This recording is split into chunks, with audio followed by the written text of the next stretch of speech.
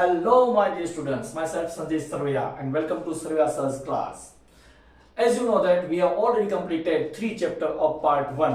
First, introduction to partnership. Second chapter है वो skip किया है हमने फाइनल अकाउंट का. उसके बाद chapter number 3 valuation of goodwill. उसके बाद chapter number 4 reconstruction of partnership. And today we will start a new chapter number 5 of part 1 admission of a partner. Okay, इस चैप्टर को बहुत ही अहम चैप्टर कहा जाएगा, बहुत ही इंपॉर्टेंट चैप्टर है. क्यों? क्योंकि इसी चैप्टर से जुड़ा फिर एक चैप्टर नया आने वाला है, चैप्टर नंबर 6. दोनों चैप्टर है एक दूसरे से कनेक्टेड है. इस चैप्टर में आपको ज्यादा से ज्यादा समझना है, ज्यादा से ज्यादा इसमें आपको प्रैक्टिस करनी है, जिस वजह से आपको रिटायरमेंट चैप्टर है वो बिल्कुल इजी लगे. राइट, वो मैं आपको सिखाऊंगा. इस चैप्टर में बहुत ज्यादा वीडियो होने वाला है, बहुत सारी थियरी है, बहुत सारा कैलकुलेशन है, बहुत सारे सम दिए गए हैं. तो हम हर एक सम को सॉल्व करेंगे. बस आपको करना क्या है, आपने अभी तक इस चैनल पे आपने है तो इस चैनल को सब्सक्राइब कर लीजिए, लाइक कीजिए, शेयर कीजिए.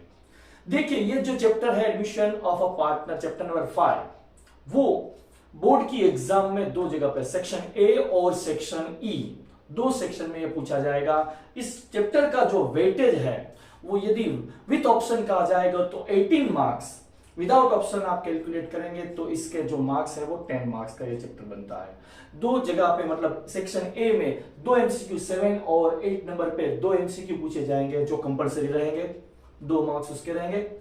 और सेक्शन ई में यहां पे आपको टोटल 5 क्वेश्चन प्रिंट करके देते हैं. एडमिशन के 2 क्वेश्चन, रिटायरमेंट और शेयर कैपिटल के 2. इस तरीके से टोटल 5 क्वेश्चन है, उसमें से आपको एनी 3 क्वेश्चन है उसे आपको सोल्व करना है. तो यदि आप दोनों एडमिशन के सम सोल्व करते हैं तो इस चैप्टर का वेटेज है वो 8 + 8 मतलब 16 मार्क्स का लॉन्ग क्वेश्चन बनेगा, जो कि क्वेश्चन नंबर 42 और 43 पे बोर्ड की एग्जाम में पूछा जाएगा. ओके, इसके लिए सबसे पहले हमें क्या करना होगा, ये तो वेटेज की बात हो गई. अब हमें थोड़ा सा इस चैप्टर का इंट्रोडक्शन लेना है. इसके पूरे लेक्चर में आपको सिर्फ थियरी और इस चैप्टर का इंट्रोडक्शन ही लेंगे हम. सबसे पहले इंट्रोडक्शन की बात की जाए तो न्यू पार्टनर है उसको एडमिट क्यों करेंगे हम, न्यू पार्टनर को एडमिट करने की रिक्वायरमेंट क्या है, तो ये रीजन में हम देखेंगे. लेकिन जब भी न्यू पार्टनर को एडमिट किया जाता है तो आप सब जानते हैं कि उसको रिकंस्ट्रक्शन ऑफ पार्टनरशिप कहा जाएगा. न्यू पार्टनर जब पार्टनरशिप फॉर्म में एडमिट होता है तो जो कंटिन्यूइंग पार्टनर है उतने ही राइट उसको न्यू पार्टनर को मिलते हैं. राइट, तो ये उसकी सारी असेट्स और लायबिलिटी उसके लिए वो रिस्पॉन्सिबल रहता है, उसकी लायबिलिटी अनलिमिटेड बन जाती है. और न्यू पार्टनर को एडमिट करने के लिए उसकी मेथड्स रहती है. यहां पे मैंने आपको दिखाया कि बोर्ड पे देख सकते हैं कि there are 2 methods for admission of a new partner. First, यदि all existing partners decided unanimously to admit a new partner, means यदि all partner gave a consent to admit a new partner, यदि all partner ALL सभी partner अपनी मुंडी इस तरीके से positively admission के लिए लाएंगे तो इसका मतलब ये हुआ कि पार्टनर है, न्यू पार्टनर, उसको हम एडमिट कर सकेंगे. हाँ, लेकिन मैंने बताया ALL ऑल पार्टनर्स, ऐसा नहीं है कि 3 पार्टनर है उसमें से 2 पार्टनर हाँ कहते हैं, 1 पार्टनर ऐसे मना कर रहा है तो भी न्यू पार्टनर को एडमिट कर सकते, ऐसा नहीं है. All partner give a consent for admission of a new partner तो ही न्यू पार्टनर को एडमिट किया जा सकता है. और सेकंड जो पॉइंट है, सेकंड जो मेथड है वो है ये कि provision in partnership deed. First तो आपने बता दी कि अनएनिमियसली का मतलब होता है consent by the all partner. सभी पार्टनर यदि एडमिशन के लिए हाँ कहता है तो न्यू पार्टनर एडमिट हो जाएगा. लेकिन सेकंड पॉइंट मैंने आपको यह बताया कि there is a provision in partnership deed या तो पार्टनरशिप एग्रीमेंट. पार्टनरशिप एग्रीमेंट में पहले से ही यदि न्यू पार्टनर को एडमिट करने के लिए डिस्कस हो चुका है at the time of establishment of partnership form, ये पहले ही दिन यदि आपने पार्टनरशिप डीड में या तो पार्टनरशिप एग्रीमेंट है जो उसमें इस क्लोज को डिस्कस किया है कि after certain period new partner will be admitted.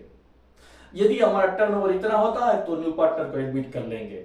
Right, तो इस तरीके से कहीं ऐसे पॉइंट होते हैं जिसपे पार्टनर्स अपने बीच डिस्कस कर सकते हैं. तो यदि पार्टनरशिप डीड में, पार्टनरशिप एग्रीमेंट में there is a provision new partner will be admitted. तो उस टाइम न्यू पार्टनर को एडमिट कर सकते हैं। तो देयर इज टू मेथड, ये आपको एमसीक्यू में पूछी जा सकती है। ए और बी देके और दोनों देके ऑल ऑफ दीज, इस तरीके से ए बी सी डी बना के आपको क्वेश्चन पूछा जा सकता है। हालांकि कभी नहीं पूछा गया, लेकिन पूछा जा सकता है। वीएसक्यू तो है ही नहीं इस क्वेश्चन में, तो जो वेरी शॉर्ट क्वेश्चन है वो तो नहीं, सेक्शन बी में नहीं पूछा जाएगा। सेक्शन ए में एमसीक्यू के तौर पे यदि पे पूछना चाहेंगे तो वो मेथड्स के नाम सबसे पहले ए में लिखेंगे consent by all partner, option B में लिख सकते हैं there is a provision in partnership deed, option C में लिख सकते हैं ए एंड बी, और ऑप्शन डी में ऑल ऑफ दीज या नन ऑफ दीज ऐसे लिख सकते हैं। तो आपको ऑप्शन सही ऑप्शन है और उसमें से टिक करने होंगे। अब बात की methods for admission of a new partner. अब बात करते हैं रीजंस। अच्छा, न्यू पार्टनर को पार्टनरशिप फॉर्म में एडमिट क्यों करते हैं भाई? कौन से ऐसे रीजन होते हैं उस वजह से कंटिन्यूइंग पार्टनरशिप फॉर्म में एक नए पार्टनर को एडमिट किया जा सकता है?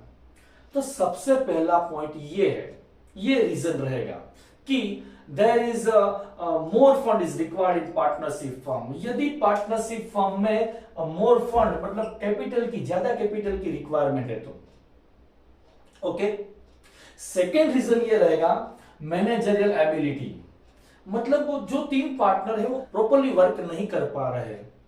तो यदि उसको मैन पावर की रिक्वायरमेंट है तो वो नए पार्टनर को एज अ पार्टनर एम्प्लॉय की तौर पे तो रख ही सकते हैं, लेकिन पार्टनर के तौर पे भी वो एडमिट कर सकते हैं। तो ये भी कहा जाएगा, ये भी एक रीजन है कि if needs for managerial ability, ज्यादा मैन पावर की रिक्वायरमेंट है तो। उसके बाद बात करते हैं थर्ड रीजन जो है वो आपकी टेक्स्ट बुक में दिया गया है, रिटायरमेंट और डेथ। यदि कोई पार्टनर कंटिन्यूइंग पार्टनरशिप फर्म में से रिटायर हो रहा है या किसी पार्टनर की डेथ हो जाती है तो at that time new partner will be admitted in partnership firm. Okay, उसके बाद बात करते हैं जो स्किल्ड या तो कोई एफिशिएंट एम्प्लॉयज है, वो स्किल एम्प्लॉय है, उसको आप परमानेंट बनाना चाहते हैं पार्टनरशिप फर्म में, तो उसको आप हिस्सेदारी दे सकते हैं 10%, 20%, 30% के हिसाब से उसको आप पार्टनर बना सकते हैं। तो ये भी रीजन होता है कि यदि आपके फर्म में कोई स्किल्ड और एफिशिएंट कोई एम्प्लॉय वर्क कर रहा है, वर्कर काम कर रहा है, उसको आप परमानेंटली अपनी फर्म में रखने के लिए भी एडमिशन कर सकते हैं, राइट। और लास्ट जो 5 नंबर का पॉइंट है मैंने यहाँ पे बताया कि पार्टनरशिप फर्म में रिस्क होता है, कोई भी बिजनेस हो उसमें रिस्क होता है, तो उस रिस्क को आप डिवाइड करना चाहते हैं ज्यादा से ज्यादा पर्सन के बीच, उस वजह से भी न्यू पार्टनर को एडमिट किया जा सकता है। तो there is lots of reason. आपको यहाँ पे 5 रीजन बताए गए, लेकिन 5 तो एमसीक्यू में आएंगे नहीं, राइट। इसमें से 1, 2, 3 या ऑल ऑफ दिस ऐसे बना के एमसीक्यू में बन सकता है। तो ये छोटा सा थियरी का पॉइंट था कि reason for admission of a partner. सबसे पहला पॉइंट ये है कि मोर फंड इज रिक्वायर्ड। उसके बाद मैंने आपको बताया मैनेजर एफिशिएंसी इज रिक्वायर्ड। उसके बाद मैंने आपको बताया यदि कोई पार्टनर रिटायर्ड होता है, उसकी डेथ होती है तो। उसके बाद मैंने आपको बताया कि कोई पार्टनरशिप फर्म में स्किल्ड या एफिशिएंट कोई एम्प्लॉय है, उसको परमानेंट पार्टनर्स बना लेते हैं, परमानेंट रखने के लिए भी पार्टनर बना सकते हैं। और लास्ट वाला पॉइंट डिस्कस हुआ यहाँ पे रीजन ये था कि यदि पार्टनरशिप फर्म में रिस्क को डिवाइड करना है तो उस वजह से भी पार्टनर को एडमिट किया जा सकता है, न्यू पार्टनर को, राइट। ओके, अब बात करते हैं कि जो भी न्यू पार्टनर अपनी पार्टनरशिप फर्म में एडमिट होता है तो वो क्या लेके आएगा पार्टनरशिप फर्म में? 2 चीजें। सबसे पहले कैपिटल। अच्छा, कैपिटल क्यों लाएगा? पहला क्वेश्चन है why new partner bring his share of capital in partnership firm at the time of admission। क्यों भाई कैपिटल आएगा? तो आपको आंसर यहां पे लिखना है to get share in assets. Business की जितनी भी असेट्स है उसमें शेयर रिसीव करने के लिए, शेयर है वो मिलने के लिए, शेयर पाने के लिए वो न्यू पार्टनर है वो कैपिटल इंट्रोड्यूस करेगा। और एक और क्वेश्चन भी है यहाँ पे जो रिपीटेडली सेक्शन बी में पहले पूछा जा सकता था या एमसीक्यू में भी हो सकता है कि why new partner bring his share of goodwill. Goodwill क्यों लाता है? कैपिटल तो चलो हमने समझा कि कैपिटल है वो असेट में शेयर मिले इसलिए, तो गुडविल क्यों लाता है? तो गुडविल लाने की वजह यह है to get share in profit. ये दोनों चीजें आपको ध्यान में रखनी, उलट सुलट ना हो जाए। कैपिटल क्यों लाता है? असेट में हिस्सेदारी लेने के लिए।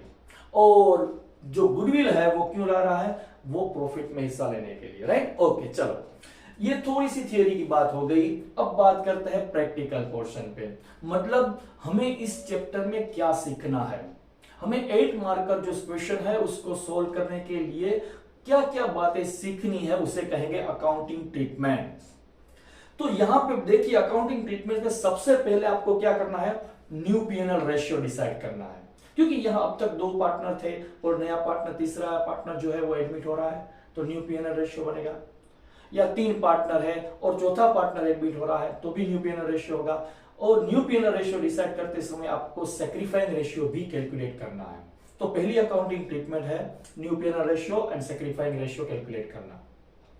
सेकंड जो बात की जाए तो सेकंड में आपको क्या करना है, goodwill related accounting effect for goodwill. New partner है वो गुडविल लाता है केस में या अदर देन केस में, तो एट दैट टाइम गुडविल की क्या अकाउंटिंग ट्रीटमेंट रहेगी, कौन सी एंट्री होगी, कौन से पार्टनर्स के कैपिटल अकाउंट में एंट्री होगी, ये आपको सीखना है सेकंड पॉइंट। उसके बाद इसी चैप्टर से जुड़ा जो पॉइंट है वो और आपने पहले ही सीख लिया है रिवैल्यूएशन चैप्टर में, revaluation of assets and liability. Assets और लायबिलिटी है उसकी मार्केट वैल्यू के साथ कंपैरिजन करनी है और रिवैल्यूएशन अकाउंट प्रिपेयर करना है और capital account, cash and bank और बैलेंस शीट बनानी है। ओके, अब बात करते हैं उसके बाद का जो पॉइंट है वो accounting treatment for reserve and accumulated profit और लॉस।